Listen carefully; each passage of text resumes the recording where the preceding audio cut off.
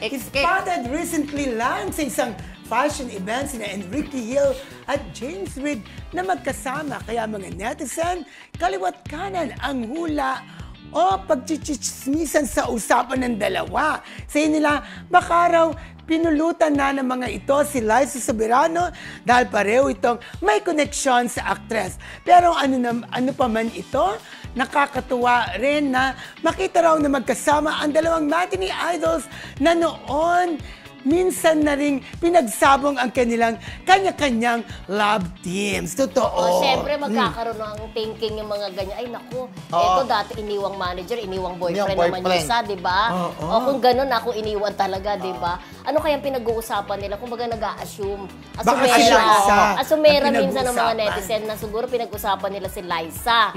Na possible naman. Possible naman. Pwede. Ano bang pwede nilang pag-usapan? Kung parang sabi ni Jameson, balita ko wala na kayo ni Liza. Sabi niya, sagot naman ni Enrique, balita ko malis na sa'yo si Liza. Sabi niya, may common denominator tayo, parehas tayong iniwan. Hindi mo sinasabi na hindi, Char lang, pero yung nga iniisip ng mga netizen pinag-usapan nila si Liza na possible. O pwedeng hindi rin. Pero yan ang mga pero mali asumera. ka. Kasi English speaking sila pareho. So, paano yun? Sabi niya, I heard Liza left you.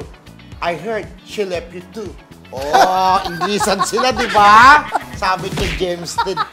Hi, bro. Hi, dude. Hi, dude. Hi, dude. How are you? How are you doing? You're also Rampanage here in Passion. BYS yata pangalan ng Rampanage sila. Huwag na bawal. Hindi naman yung product parang Milan Italy, gano'n. Parang be yourself, gano'n. Baka yun nga yun. BYS di ba? Hindi natin alam kung anong ibig sabihin niyan. So siguro nagkamustahan lang sila bilang ang Jadine at saka ang Lisken ay isa sa tatlo. Sa tatlo kasi Katniel yung isa. Tatlong pinakamalalaking love teams nung araw, na nakakalungkot kasi sa panahon ngayon, wala na yung tatlong yun, di ba? Buwag na talaga. Ang talagang uso nung pero still, meron pa rin sikat na love team ang ABS. Ito nga ang Kim Pao, di ba? Meron pa palang Alexa at saka K-Dilex. Don Bell pa rin. At least, nabuwag. Pero yung dati bago kasi magkano mga Don Bell, Kim Pao. Sikat yung Katniel, Lisket, at saka pa ba isa? Jadine. Pero ako, I would like to put you on the spot. Yes. Yung tatlong love teams ba na yon sa mga love teams ng ABS, may nakapalit sa kanila? May nakatapat sa kasikatan ng tatlong yon. Sa ngayon, ang pinaka-nakatapat nung nawalang love teams din, ang Kim Pao.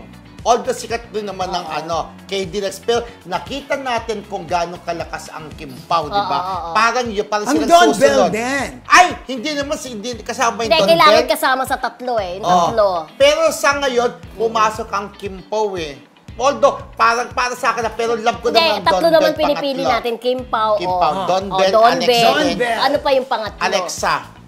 Wala pang movie talaga na project talaga Pero ang lakas-lakas ngayon ng Kim Pao. Although, sikat din naman ng Barda! At Hindi, ABS. Hindi.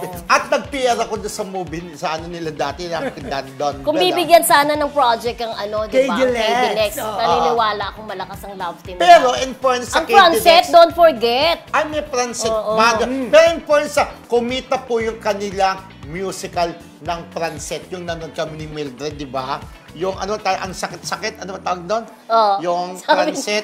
Yung alin? Yung ang sakit-sakit yung title. Walang aray. Walang aray nga. Pero gusto kong masakit. Parang walang sakit-sakit, walang aray. Walang aray.